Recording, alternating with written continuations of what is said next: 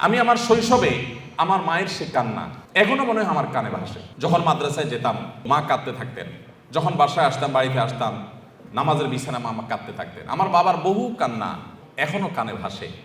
তাহাজ্জুদের সময় নিজে হয়তো ঘুমিয়েছিলাম, বাবার কান্নার আওয়াজে ঘুম ভেঙেছে, নাম ধরে ধরে দোয়া করতেন।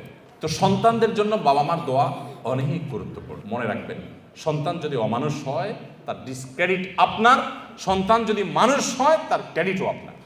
আমাদের সবচাইতে দামি সম্পদ, সবচাইতে দামি অ্যাসেট হলো আমাদের সন্তানগণ। আমরা যে সমস্ত সম্পত্তি গড়ে তুলি, জমি জমা, টাকা পয়সা, সেগুলো সব আমাদের এই সম্পদের জন্য, অর্থাৎ সন্তানদের জন্যই আমরা করি। অতএব তারাই হলো আমাদের সবচাইতে মূল্যবান সম্পদ।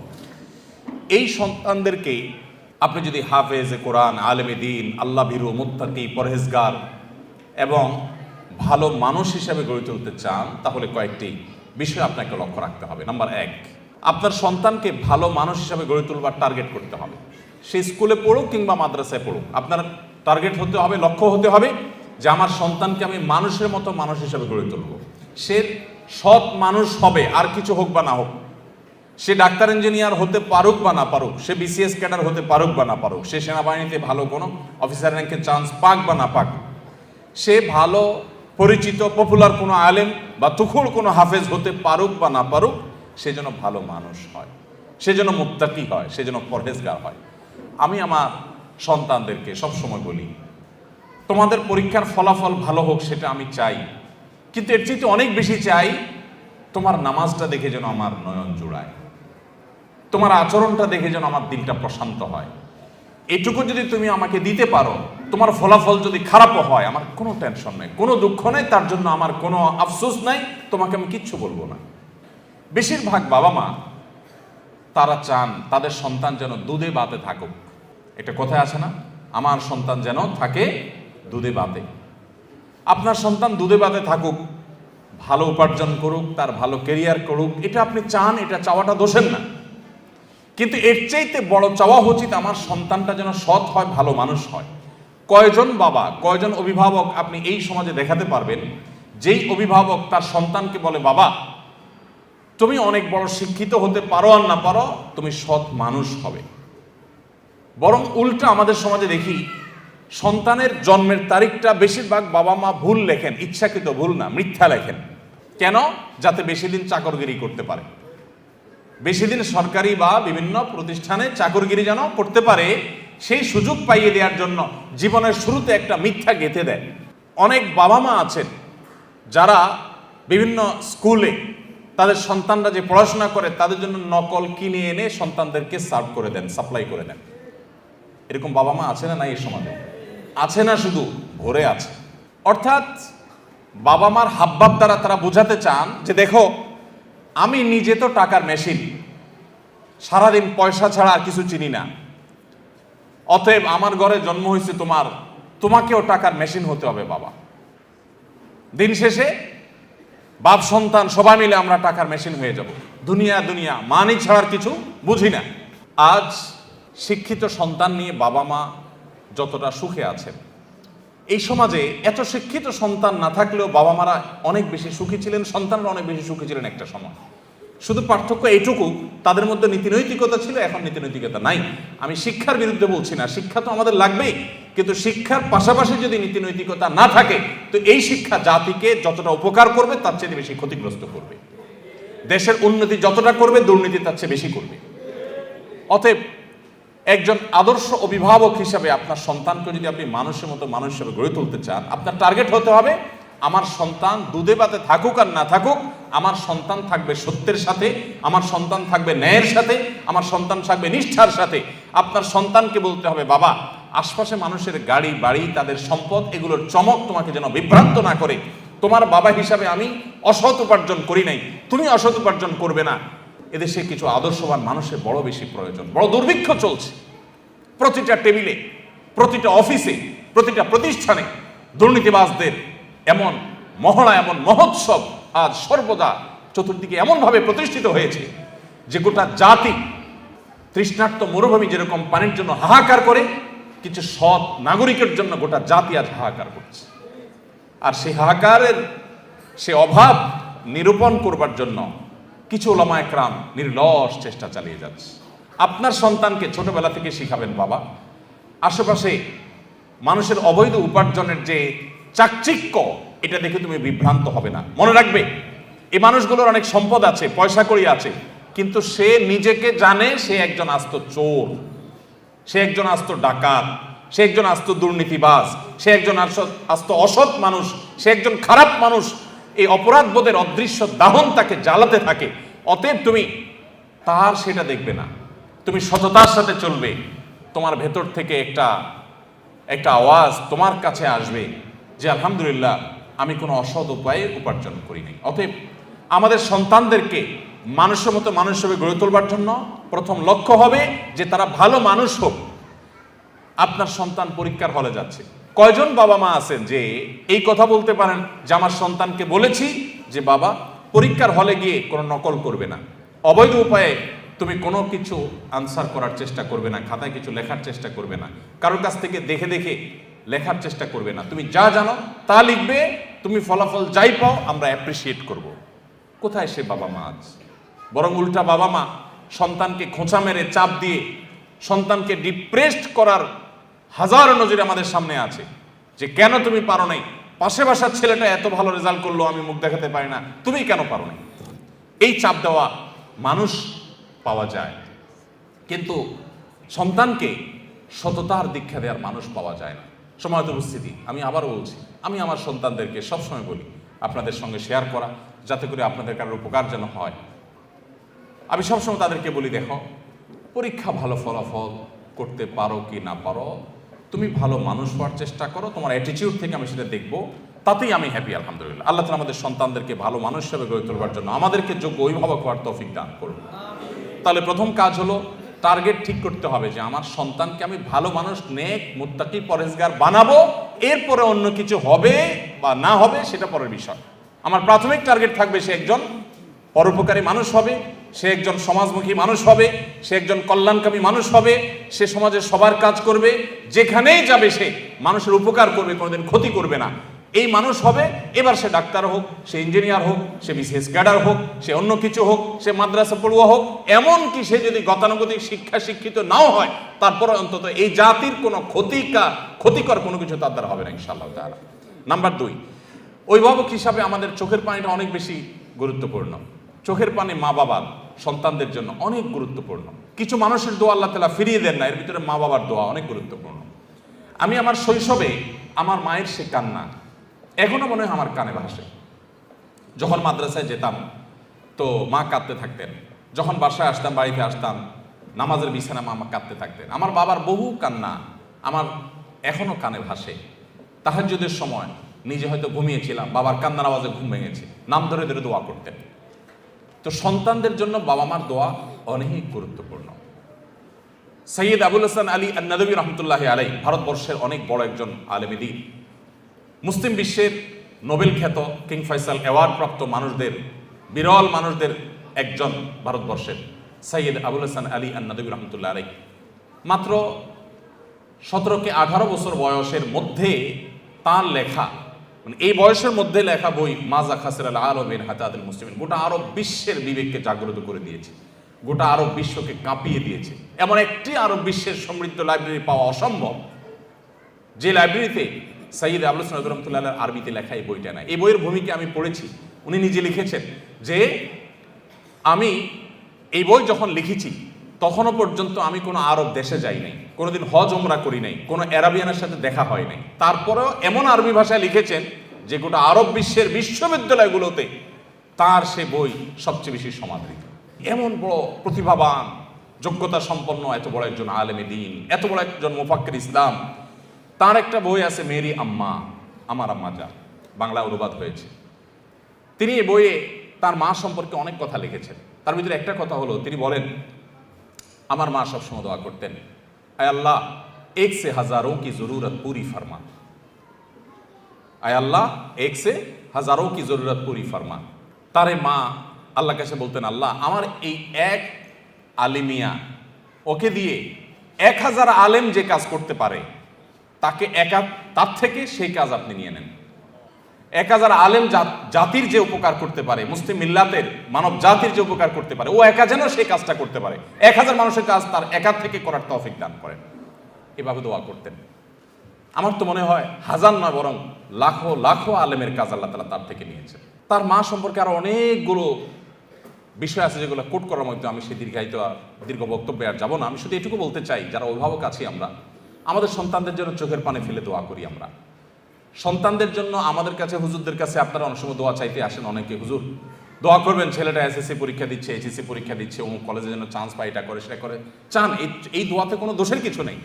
কিন্তু কয়জন অভিভাবক, আমি তো আমার জীবনে একজন অভিভাবককে পাইছি কিনা আমার মনে পড়ে না, থাকতে পারে আমার স্মৃতির বাইরে বা আমার মনে নাই এরকম। আমার সচরাচর মনে পড়ে না যে কোনো অভিভাবক এসে বলেছেন যে হুজুর দোয়া করবেন আমার ছেলেটা যেন মানুষের মতো মানুষ হয়। কিছু আছে বলেন, কিন্তু সে বলাটা গতানুগতিক টাইপ মনে হয়। একান্ত হৃদয়ের আকুতি থেকে যে আমার সন্তানটাকে যেন আল্লাহ রাব্বুল আলামিন এই সমাজে যত ফিতনা আছে, যুব সমাজকে ধ্বংস করবার জন্য যত আয়োজন আছে, এই আগুনের আঁচ থেকে বাঁচিয়ে যেন মানুষ বানান। কয়জন বাবা মা দোয়া চান? অতএব আদর্শ অভিভাবক হওয়ার জন্য সন্তানের জন্য চোখের পানি অনেক বেশি দরকার, দোয়া অনেক বেশি দরকার। আল্লাহ তাআলা আমাদেরকে সেটাও করার তৌফিক দান করুন। নাম্বার 3, একটা কথা আমাদেরকে মনে রাখতে হবে, মানুষের প্রকৃতি, বিশেষ করে শিশুদের প্রকৃতি আরো বেশি যে তারা যত বেশি শুনে শিখে তার চাইতে দেখে শিখে বেশি। তারা যতটা শুনে শিখে তার চাইতে দেখে বেশি শিখে। এটা মানবীয় প্রকৃতি, বাচ্চাদের মধ্যে এটা আরো বেশি। আপনি বাচ্চাকে সারাদিন বলবেন বাবা মিথ্যা বলে না, এটা যতটা বাচ্চার জন্য কার্যকর হবে, আপনি নিজে বিভিন্ন পর্যায়ে মিথ্যা বলার প্রয়োজন আছে বা সুযোগ আছে সেই জায়গাগুলোতে মিথ্যা অ্যাভয়েড করবেন। আপনার এই আদর্শটা বাচ্চাকে অনেক বেশি শিক্ষিত করবে যে মিথ্যা বলা যায় না, সে বলবে না।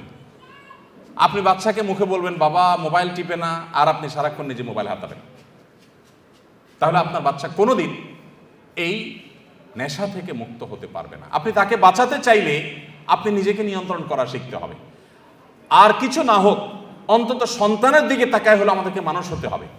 আপনি আপনার বাবার জুতা যদি সোজা করতে শিখেন, প্রতিদিন বের হওয়ার সময় আপনার বাবার জুতাটা সোজা করেন, মায়ের জুতাটা সোজা করেন, পরিষ্কার করে রেখে দেন, আপনার সন্তান আপনার জুতার উপরে পাড়া দিতে তার বিবেকে বাঁধবে।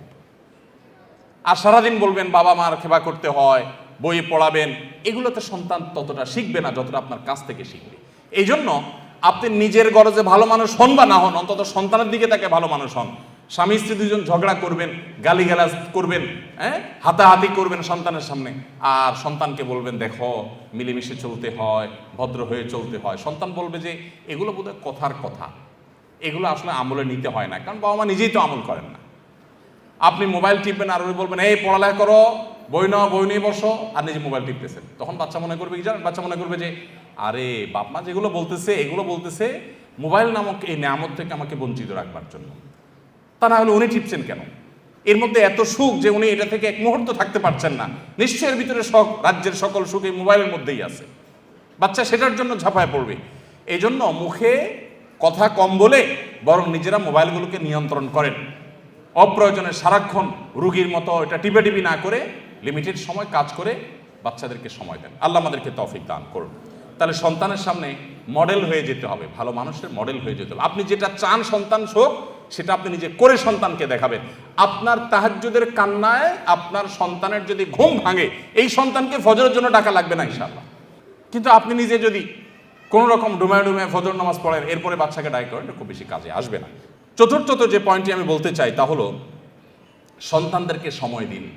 আমাদের এখন ব্যাপারটা হয়ে গেছে পরীক্ষার চিন্তা যে ছাত্রের আর পড়ালেখা করার সুযোগ হয় না সেই ছাত্রের মতো। এটা কথা আছে না যে পরীক্ষার টেনশনে কি পড়ালেখার সুযোগ হয় না। আমাদের এখন সন্তানদের উন্নত উজ্জ্বল ভবিষ্যতের জন্য মা মায়ের কাজ নিয়ে, বাপ বাপের কাজ নিয়ে এত ব্যস্ত যে সন্তানকে সময় দেওয়ার সুযোগ নেই। যে সন্তানের জন্য আপনি এত কিছু উপার্জন করবেন সেই সন্তানকেই আপনি সময় দিচ্ছেন না, তাহলে আপনার চেয়ে বোকার কে হতে পারে? সন্তানদের সময় দিন। আমি নিজে আলহামদুলিল্লাহ অনেক দিন থেকে একটা প্র্যাকটিস শুরু করছি, আপনাদের সাথেও শেয়ার করি, কেউ আমল করতে পারেন। সেটা হলো যে অফিস টাইমের পর আর মোবাইলে আমি কোনো আপনার অ্যাক্টিভ থাকি না। বেশিরভাগ সময় হয় এরোপ্লেন মোড করে ফেলি, আর নাহলে বন্ধ করে ফেলি, আর নাহলে সাইলেন্ট করে ওটাকে গাড়িতে রেখে, অফিসে রেখে, ডেস্কে রেখে তারপর বাসায়। এবং পুরো সময়টা বাসা যতক্ষণ থাকা হবে ততক্ষণ ফ্যামিলিকে সময় দেওয়া হবে। এটাতে কিছু ক্ষতি হবে, প্রতিষ্ঠানের ক্ষতি হবে, অফিসের ক্ষতি হবে, হোক, তার চাইতে লাভ অনেক বেশি হবে। যারা বিভিন্ন প্রতিষ্ঠান পরিচালনা করেন, অনেক কাজ কাম আছে, প্রয়োজন একটা বাটন ফোন নিয়ে নেন যে এইটা থেকে এতটা পর্যন্ত বাটন ফোনে আসি, আমার ফোনটা অমুকের কাছে থাকবে, ইমার্জেন্সি কিছু হলে আমাকে জানাবা, আদারওয়াইজ আমি নাই, বাচ্চাদেরকে সময় দিব। বেশিরভাগ বাপ দেখবেন বাসায় ঢুকতে ঢুকতে মোবাইলে কথা বলতে, হ্যাঁ ভাই ঠিক আছে অমুক জায়গায় এতটা মাল পাঠায় দেন, এসব বলতে বলতে ঢুকে। কে দরজা খুলছে সেটাও বাপে দেখে না, আবার বাইরে হয়ে যাচ্ছে সকালে, তখন আবার মোবাইলে, হ্যাঁ আসতেছি এই যে নামতেছি সিঁড়িতে, বলতে বলতে বাইর হয়। তো আপনি সারাক্ষণ আবার বাসায় যতক্ষণ আছে ততক্ষণ মোবাইল নিয়ে ব্যস্ত আছে, মাও ব্যস্ত, বাবাও ব্যস্ত। বাচ্চাদের যে কি অসহায়ত্ব এই সময়টাতে, আমি তো মনে করি এই সময়ে প্রোডাক্টিভিটির জন্য মোবাইল নিয়ন্ত্রণ করা ছাড়া কোনো দিন সম্ভব না আজকের বাস্তবতায়। আলহামদুলিল্লাহ আমরা এটা শুরু করে দিয়েছি এবং এর সুফলটা আমরা পাচ্ছি আল্লাহর রহমতে। আমি অনুরোধ করব আপনারাও সেই সময়টা দিবেন। শুধুমাত্র সময় দেয়া বলতে বাচ্চাদের সাথে গল্প করানো, সব দিক থেকে আপনি তাদের খেলার সাথী হবেন। আপনার বাচ্চা কার সাথে খেলতে গিয়ে নষ্ট হবে, আপনি সেটা কেন হতে দিবেন? আমি আমার বেশ কিছুদিন থেকে প্র্যাকটিসটা করি, তবে গত প্রায় মাসখানেক যাবৎ হবে বা তার সাথে কম বেশি হবে, এই সময় ধরে আমি আমার বাচ্চাদের সাথে নিয়মিত খেলাধুলা করার চেষ্টা করি। যদি আমি বাড়িতে থাকি তো খেলা মিস নাই বাচ্চাদের সাথে, প্রতিদিন 1 ঘন্টা মিনিমাম বাচ্চাদের সাথে খেলি প্রতিদিন। অন্য যত ব্যস্ততা থাকুক, সব ব্যস্ততার সাথে বড় ব্যস্ততা আমার সবচেয়ে বড় সম্পদ আমার বাচ্চারা। অতএব তাদের সাথে আমি খেলার সাথী হব। কোন বাচ্চার সাথে খেলতে গিয়ে সে নষ্ট হবে না হবে, আমি সময় দেবো তাদেরকে, এবং তাদের গল্পগুলো আপনি শুনবেন, আপনি নিজে তাদেরকে গল্প বলবেন, তাদের পড়ালেখার সাথী হয়ে যাবেন, মেশার চেষ্টা। বেশিরভাগ বাবা মা সন্তানকে সময় দিতে চান না, টিচারের কাছে দিয়ে রাখেন, আপনার কাজের বুয়ার কাছে দিয়ে রাখেন, অমুকের কাছে দিয়ে রাখেন, তমুকের। মায়েরা তো আজকাল বাচ্চাদেরকে ভালো করে নাস্তাও দিতে রাজি না। আমরা যারা মাদ্রাসা চালাই আমরা জানি, টিফিন দিয়ে দিবেন কি অল টাইমের একটা প্যাকেট ধরাই দিবেন, রেডিমেড কিছু ধরাই দিবেন। আপনার বাচ্চাকে আপনি রেডিমেড এগুলো দিয়ে দিচ্ছেন, আপনি বুড়ো হন এই বাচ্চা আপনাকে বৃদ্ধাশ্রমে পাঠাবে, এরকম অল টাইম ধরাই দিবে। বাচ্চাকে হেলদি কিছু একটু রেডি করে দেন, ভালো কিছু একটু নিজে রান্না করে দেন। মায়েরা আজকাল অলস, ওই রেডিমেড কিছু দিয়া যেতে পারলে বাঁচে। বাপেরাও অলস, বাচ্চাকে সময় দিতে রাজি না। সার পড়াক, আপনি নিজে আপনার বাচ্চাকে কয়দিন পড়ান। এই জন্য বাচ্চাদেরকে সময় দিবেন। সময় না দিলে বাচ্চারা কখনো মানুষ হওয়া এটা সম্ভব না। যত বাচ্চা মানুষ হয়েছে দেখবেন বাবা মা অনেক বেশি তাদেরকে সময় দিয়েছে। 5 নম্বর যে পয়েন্ট আমি বলতে চাই তা হলো হালাল উপার্জন আপনার বাচ্চাকে সৎ মানুষ হতে সাহায্য করবে। আপনি হারাম উপার্জন করবেন, 2 নম্বর কামাই করবেন, আর আশা করবেন যে আল্লাহ বেলগাছে তুমি তাল দিয়ে দাও মালিক, মাবুদ। মালিক শুনবেন না, মালিক আপনার বেলগাছে তাল দিবেন না। আপনি তাল গাছে তাল আশা করতে পারেন। চুরিদারির টাকা, 2 নম্বরের টাকা, ঘুষের টাকা, দুর্নীতির টাকা দিয়া সন্তানরে মানুষ করবেন, বড় করবেন, এরপরে যে হুজুর কাছে দিয়ে হুজুর এরে বড় আলেম, বড় হাফিজ, বুজুর্গ আল্লাহ বানাবেন, সম্ভব না। এই জন্য হারাম উপার্জনের কুপ্রভাব সন্তানের উপর অনেক বেশি পড়ে। এই জন্য সন্তানকে মানুষের গড়ে তোলার জন্য হালাল খাবার খাওয়ান। মায়েরা আজকাল ছোট পোলাপানের পেছনে খাবার নিয়ে যে পরিমাণ দৌড়ায়, যে পরিমাণ পাগল পড়া থাকে, যেখানেই যাবেন মাদের দেখবেন একটাই পেরেশানি, সেটা হলো যে বাটি নিয়ে চামচ নিয়ে বাচ্চার পিছনে পিছনে গুড় গুড় করে। কেন? বাচ্চা খায় না। বাচ্চাকে খাওয়ানোর জন্য যত চেষ্টা আপনি করেন, হারাম খানা যেন না খায়, হালালটা যেন খায়, সেই চেষ্টা যদি তার সিকিভাগও করতেন, এক একটা আল্লাহর ওলি এমনি হয়ে যেত। এই জন্য আমার সন্তানের পেটে কোনো হারাম যেন না ঢুকে, সেই চেষ্টা আমাদেরকে করতে হবে। 6 নম্বর যে পয়েন্টের কথা বলতে চাই তা হলো তাদেরকে ভালো পরিবেশ দিতে হবে। বেশিরভাগ সন্তান নষ্ট হয় পরিবেশের কারণে। সেই পরিবেশটা শিক্ষা প্রতিষ্ঠান হতে পারে, যে শিক্ষা প্রতিষ্ঠানে বাচ্চা ভালো, আমি আমার বাচ্চাকে মনিটর করব যে বাচ্চার প্রোগ্রেস কি, সে সেখান থেকে ভালো হচ্ছে না খারাপ হচ্ছে, তাকে ভালো পরিবেশ দিতে হবে। যেই প্রতিষ্ঠানে ছেলেরা ভালো, উস্তাদরা ভালো, শিক্ষকরা ভালো, তাদের আমল ভালো, তরবিয়ত ভালো, এগুলো মনিটর করতে হয়, সেখানে আমার বাচ্চাকে দেব। যে প্রতিষ্ঠানে যায় শিক্ষার সাথে কুশিক্ষা শিখে আসে, সেখানে আমার বাচ্চা দিব না। তাকে ভালো পরিবেশ, কারণ সে নষ্ট হবে ভালো খারাপ পরিবেশে গিয়ে। একটা পচা আলু যদি আপনি 1 বস্তা ভালো আলুর পাশে রেখে দেন, দেখবেন আশপাশে 2টা প্রথম পচবে, এরপরে 4টা পচবে, পচতে পুরো বস্তা পচে শেষ হয়ে যাবে। খারাপ জিনিসের প্রভাব এত বেশি। অতএব আপনার বাচ্চা, আপনি যে ফ্যামিলির সাথে বন্ধুত্ব থাকবে, বন্ডিং থাকবে, আসা যাওয়া থাকবে, আপনি দেখবেন সে ফ্যামিলির বাচ্চাগুলো কি করে। ওইগুলো গেমে আসক্ত, ওইগুলা কার্টুন দেখার রোগী। তো আপনি নিশ্চিত থাকেন আপনার বাচ্চার ভিতরে কুপ্রভাব আসবেই আসবে। আপনি সেই ফ্যামিলি বাচ্চার সাথে মিশবেন যারা এই গেম, কার্টুন আর এই সমস্ত আজেবাজে জিনিসে আসক্ত নয়। আজকাল যত বাচ্চা কাচ্চা আছে দেখবেন বেশিরভাগই আমার কাছে অসুস্থ মনে হয়। অসুস্থ মনে করেন বাসায় কোনো মেহমান আসছে, দেখবেন চিপিচ্চিপোলা পান এরকম ঠুস করে শুধুমাত্র গুলি দেখায়, কারণ সারাদিন সে কার্টুনে কি দেখে, এসব দেখে। সব বাচ্চা দেখবেন, বেশিরভাগ বাচ্চা দেখবেন ক্রেজি হয়ে উঠতেছে, তাই না? খুব জেদি হয়ে উঠতেছে। মা বাবা আবার গর্ব করে বলে বাচ্চাটা অনেক রাগী, মানে মনে হচ্ছে যে উনি অনেক গর্ববোধ করতেছে এটার কারণে। বাচ্চা যে অসুস্থ এটা জানেই না। আমরা আমাদের শৈশবে যেসব বাচ্চা কাচ্চা দেখছি এখনো মনে পড়ে, আমাদের বয়সের যারা আছেন, আরো সিনিয়র যারা আছেন তারা জানেন, বাচ্চা বেশিরভাগ ওই যে ভেদা মাছের মতো চুপচাপ থাকে, এরকম বাচ্চাদেরকে বেশিরভাগ দেখা যাইতো। বেশি ক্ষুধা লেগে গেছে, ব্যথা পাইছে, একটু কামতো টানতো। আর এখন পোলাপান 1.5 বছর 1 বছর থেকে পোলাপান দেখা যায় এমন ক্রেজি যে চুন থেকে নুন করছে তো সব ভাঙচুর শুরু করে দেয়, তাই না? কারণ সারাদিন কার্টুনে এবং সারাদিন ভিডিও গেমসে সে ওইগুলোই দেখে, মার কাট ছাড়া আর কিছু নেই। তো বাচ্চার মধ্যে এগুলোর খুব প্রভাব পড়ে। আপনার বাচ্চাকে ভালো মানুষ হিসেবে গড়ে তোলবার জন্য পরিবেশটা অনেক গুরুত্বপূর্ণ, যে সে কোন পরিবেশ পাচ্ছে। এই জন্য আপনি সেই ফ্যামিলির সাথে বন্ধুত্ব করবেন যে ফ্যামিলি বাচ্চা থেকে আপনার বাচ্চা ভালো কিছু শিখবে। আমি ব্যক্তিগতভাবে খুঁজে যদি সেরকম ফ্যামিলি বাইর করি, মাশাআল্লাহ ফ্যামিলি বাচ্চারা খুব ভালো, বাপমাগুলো খুব ভালো, তাহলে তাদের বাসায় যেতে হবে, তাদেরকে বাসায় দাওয়াত দিয়ে আনতে হবে, তাদের সাথে সম্পর্ক তৈরি করতে হবে, তাহলে আমার বাচ্চারা ভালো কিছু শিখবে। এই চেষ্টা আপনার মধ্যে থাকতে হবে, তাদেরকে ভালো পরিবেশ দিতে হবে। 7 নম্বর এবং সর্বশেষ পয়েন্ট যেটি বলতে চাই তা হলো, বাচ্চাদেরকে বিশেষ করে তারা যখন একটু বড় হতে শিখবে, আল্লাহ ভীরু মুত্তাকি পরহেজগারদের সোহবতে, তাদের মজলিসে, তাদের বৈঠকে, তাদের দার্সে, তাদের প্রোগ্রামগুলোতে নিয়ে যাবেন, তাদের সাথে কথা বলাবেন। এগুলোর প্রভাব, ইতিবাচক প্রভাব বাচ্চার মধ্যে পড়ে। আল্লাহ তাআলা আমাদের সবাইকে সুসন্তানের বাবা মা হওয়ার তৌফিক দান করুন। আমাদের সন্তানদেরকে, আমাদের পুরো পরিবারের সমস্ত সদস্যদেরকে আল্লাহ তাআলা মুত্তাকিদের ইমাম হওয়ার তৌফিক দান করুন। আমাদের সন্তানদেরকে আমাদের নয়ন জোড়ানোর মতো সন্তান হওয়ার তৌফিক দান করুন। মা বাবা হিসাবে আমাদেরকে আদর্শ মা বাবা হওয়ার তৌফিক দান করুন। আজ সৎ মানুষের যে দুর্ভিক্ষ চলছে, যে অভাব চলছে, মুত্তাকি পরহেজগার মানুষের যে খরা চলছে, এই খরা কাটাবার জন্য আমাদেরকে সংকল্প করতে হবে, সিরিয়াস হতে হবে, সব দিক থেকে আমাদেরকে নড়ে চড়ে বসতে হবে। আল্লাহ তাআলা আমাদের সবাইকে সেই তৌফিক দান করুন। ভাইরা আমার, সময়ত ভাইরা বোনেরা আমার, যদি আপনার সন্তানকে মানুষের মতো মানুষ হিসেবে গড়ে তুলতে পারেন, আপনার এই পরিবার উপভোগ্য হবে, চরম উপভোগ্য হবে, দুনিয়াটা জান্নাতে পরিণত হবে। যখন আপনার সন্তানটা দেখবেন যে মায়ের সামনে মাথাটা উঁচু করে কথা বলতে লাজ বোধ হয়, লজ্জা বোধ হয়, যখন দেখবেন বাবা কোনো কথা বললে ফিরে আরেকটা কথা বলার মতো সাহস হয় না, এই সন্তানকে এখন ঘরে ঘরে আছে? আরে ঘরে ঘরে তো দেখা দূরের কথা, গোটা সমাজে খুঁজে এরকম একটা সন্তান পাওয়া যায় না।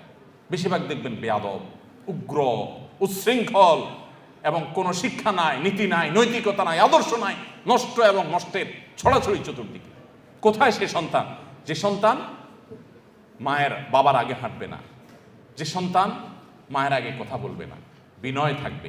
এরকম সন্তান যদি থাকে, আপনার সন্তান অনেক বড় অফিসার না হোক, আপনার সন্তান অনেক পয়সা কামাই না করুক, অনেক বড় পদের অধিকারী না হোক, আপনার সন্তান যাই হোক না কেন, যদি এরকম সন্তান আপনাকে আল্লাহ তাআলা দেন, তো আপনি দেখবেন আপনার পরিবারটা, আপনার জীবনটা জান্নাতি জীবন হয়ে গেছে।